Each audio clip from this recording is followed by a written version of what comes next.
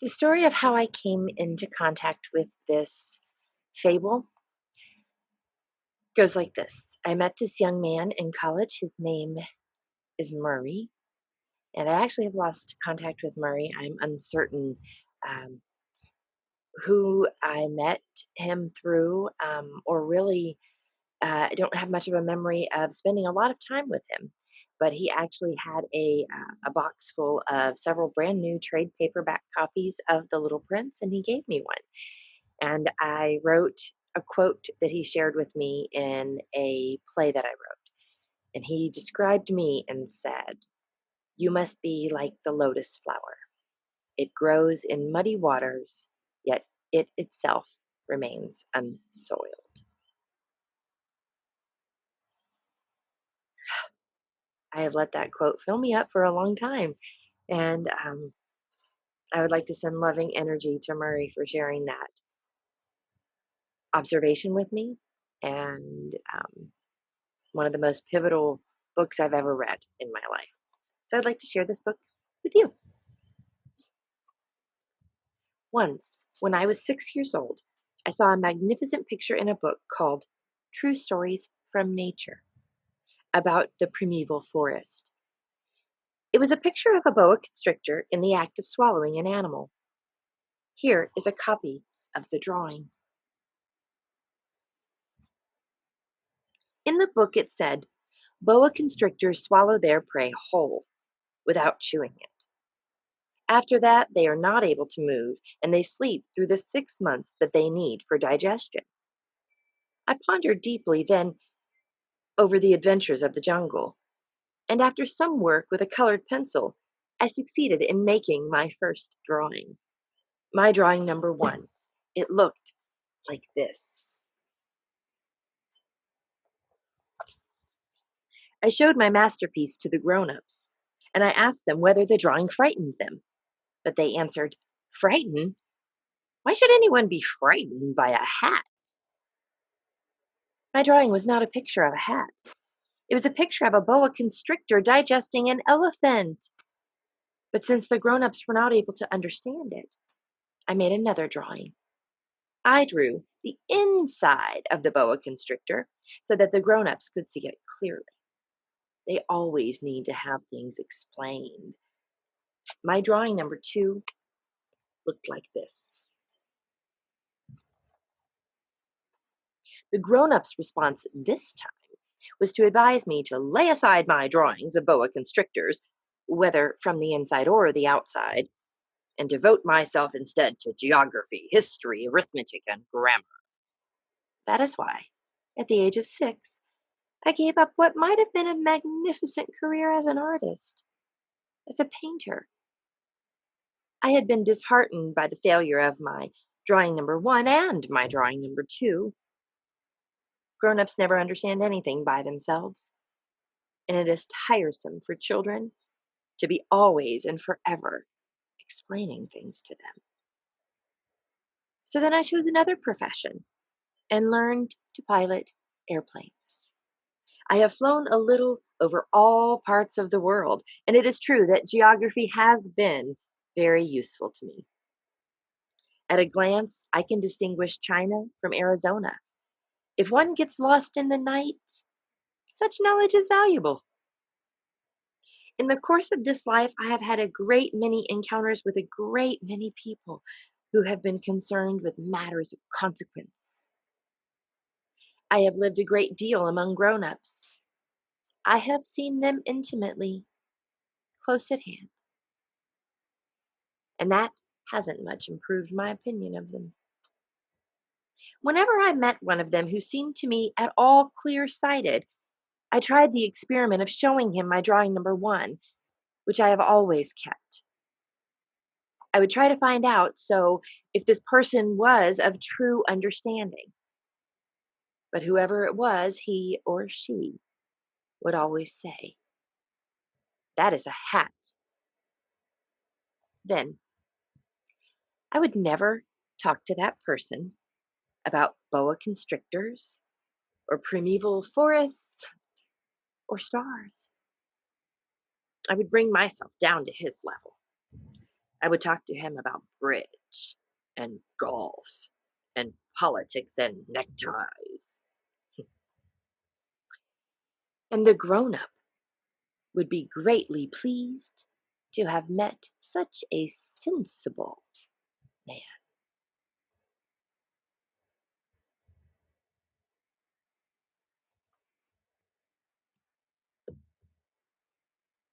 Chapter 2 of The Little Prince. This is the original translation. So I lived my life alone, without anyone that I could really talk to, until I had an accident with my plane in the desert of the Sahara 6 years ago. Something was broken in my engine, and as I had with me neither a mechanic nor any passengers, I set myself to attempt the difficult repairs all alone. It was a question of life or death for me. I had scarcely enough drinking water to last a week. The first night, then, I went to sleep on the sand 1,000 miles from any human inhabitation. I was more isolated than a shipwrecked sailor on a raft in the middle of the ocean. Thus you can imagine my amazement at sunrise when I was awakened by an odd little voice. It said, "If you please, draw me a sheep." What? Draw me a sheep. I jumped to my feet, completely thunderstruck. I blinked my eyes hard.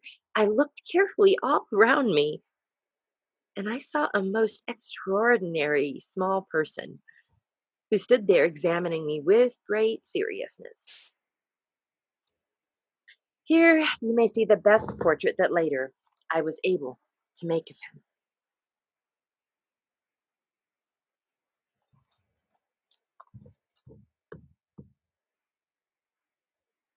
But my drawing is certainly very much less charming than its model. That, however, is not my fault.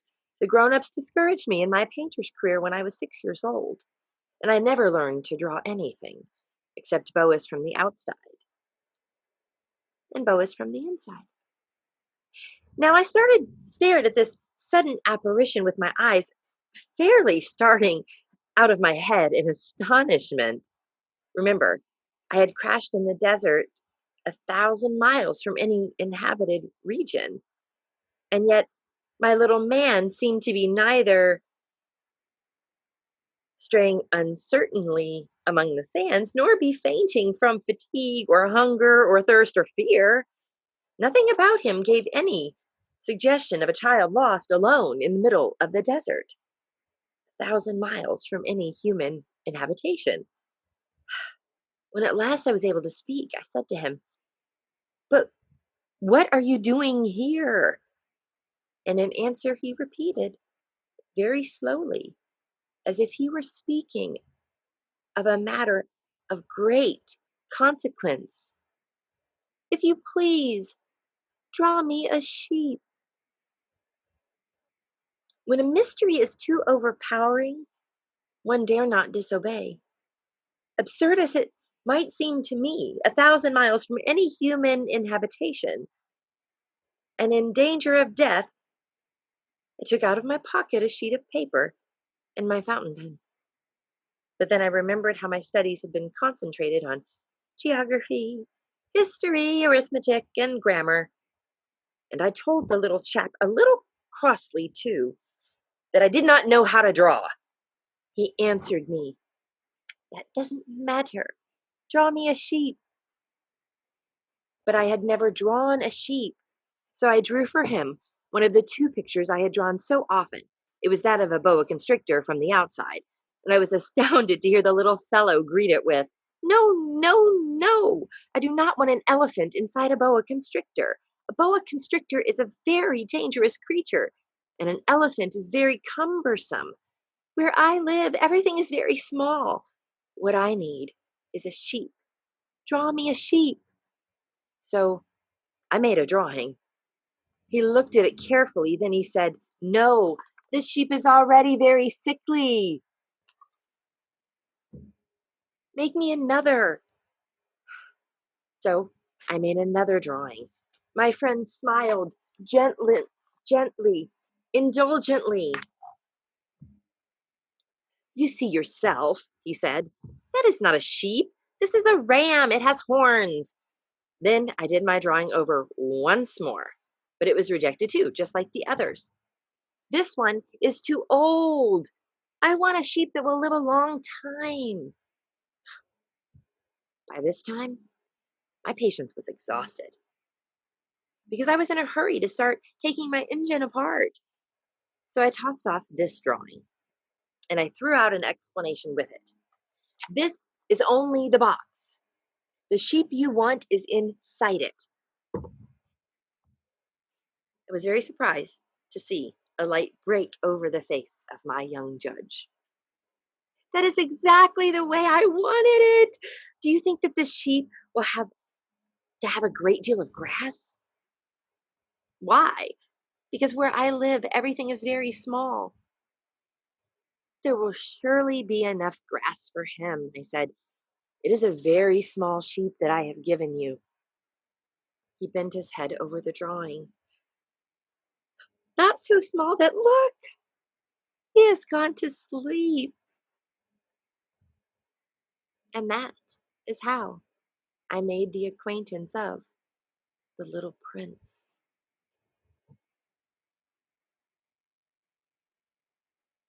The Little Prince, Chapter 3.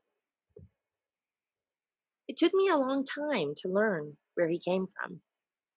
The little prince, who asked me so many questions, never seemed to hear the ones I asked him. It was from words dropped by chance that, little by little, everything was revealed to me. The first time he saw my airplane, for instance, I shall not draw my airplane. That would be much too complicated for me. He asked me, "What is that object?" "That is not an object. It flies. It is an airplane. It is my airplane." And I was proud to have him learn that I could fly. He cried out then, "What? You dropped down from the sky?" "Yes," I answered modestly. "Oh, that is funny." And the little prince broke into a lovely peal of laughter, which irritated me very much. I like my misfortunes to be taken seriously. Then he added, "So you too come from the sky? Which is your planet?" At that moment, I caught a gleam of light in the impenetrable mystery of his presence, and I demanded abruptly, "Do you come from another planet?" But he did not reply. He tossed his head gently, without taking his eyes from my plane. "Is it true that on that you can't have come from very far away?" And he sank into a reverie, which lasted a long time. Then, taking my sheep out of his pocket, he buried himself in the contemplation of his treasure. You can imagine how my curiosity about his half confidence about the other planets. I made a great effort, therefore, to find out more on this subject. "My little man, where do you come from? What is this 'where I live' of which you speak? Where do you want to take your sheep?" After a reflective silence, he answered, "The thing that is so good about the box you have given me is that at night he can use it as his house." "That is so. And if you are good, I will give you a string too, so that you can tie him during the day, and a post to tie him to." But the little prince seemed shocked by this offer. "Tie him? What a queer idea!" "But if you don't tie him," I said, he will wander off somewhere and get lost." My friend broke into another peal of laughter. "But where do you think he would go?" "Anywhere, straight ahead of him." The little prince said earnestly, "That doesn't matter. Where I live, everything is so small." And with perhaps a hint of sadness, he added, straight ahead of him, nobody can go very far. The Little Prince. Chapter 4. I had thus learned a second fact of great importance. This was that the planet the little prince came from was scarcely larger than a house. But that did not really surprise me much. I knew very well that in addition to the great planets such as the Earth, Jupiter, Mars, Venus, to which we have given names, there are also hundreds of others, some of which are so small that one has a hard time seeing them through the telescope. When an astronomer discovers one of those, he does not give it a name, but only a number. He might call it, for example, asteroid 325. I have a serious reason to believe that the planet from which the little prince came is the asteroid known as B612. This asteroid has only once been seen through the telescope. That was by a Turkish astronomer in 1909. On making his discovery, the astronomer had presented it to the International Astronomical Congress in a great demonstration. But he was in Turkish costume, so nobody would believe what he said.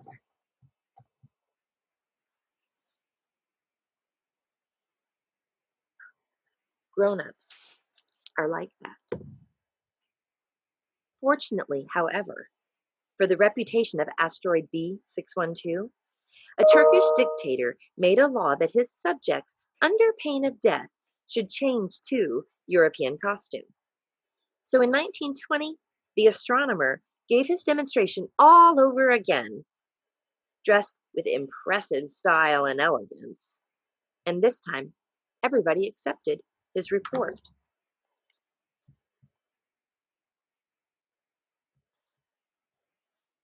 I have told you these details about the asteroid and made a note of its number for you. It is on account of the grown-ups and their ways. Grown-ups love figures. When you tell them that you have made a new friend, they never ask you any questions about essential matters. They never say to you, what does his voice sound like? What games does he love best? Does he collect butterflies? Instead, they demand, how old is he? How many brothers has he? How much does he weigh? How much money does his father make? Only from these figures do they think they have learned anything about him.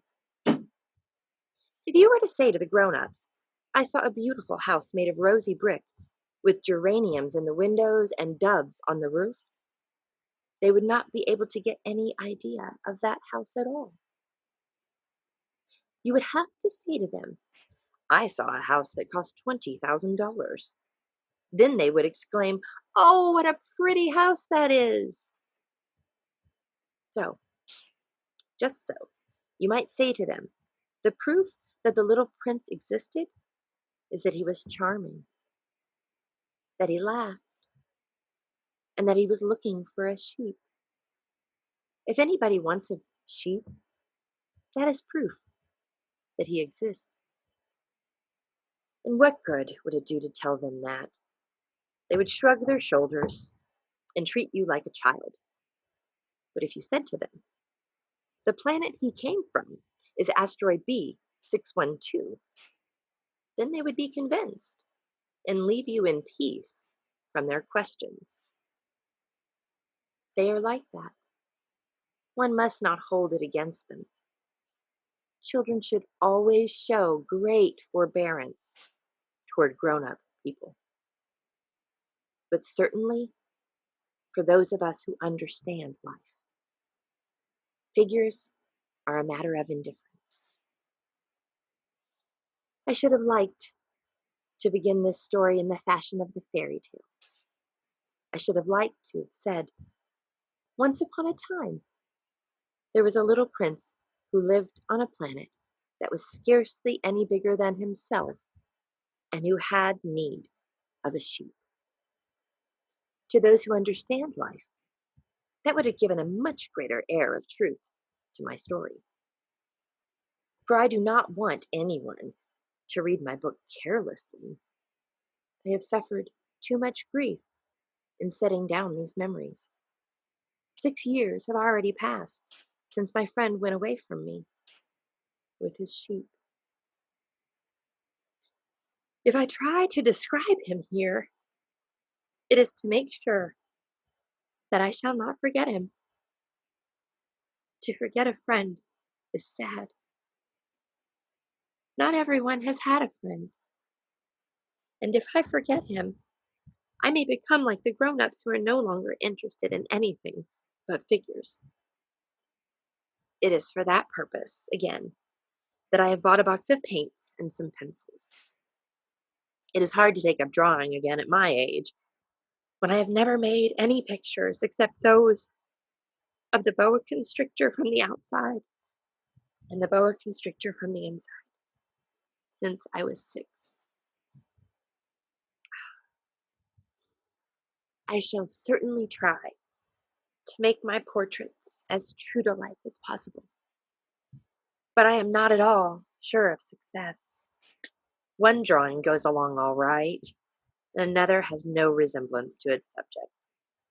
I make some errors, too, in the little prince's height. In one place, he is too tall, and in another, too short. And I feel some doubts about the color of his costume. So I fumble along as best I can. Now good, now bad. And I hope generally fair to middling. In certain more important details, I shall make mistakes also. But that is something that will not be my fault. My friend never explained anything to me. He thought perhaps that I was like himself. But I, alas, do not know how to see sheep through the walls of boxes. Perhaps I am a little like the grown-ups. I have had to grow old.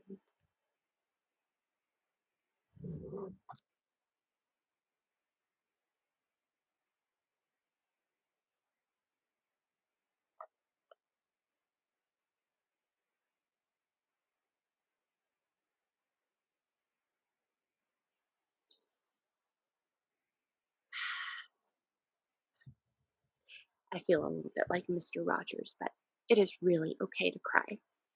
Sometimes it feels really, really good. So glad to have spent this time with you, and I look forward to sharing more of my favorite book of all the times, The Little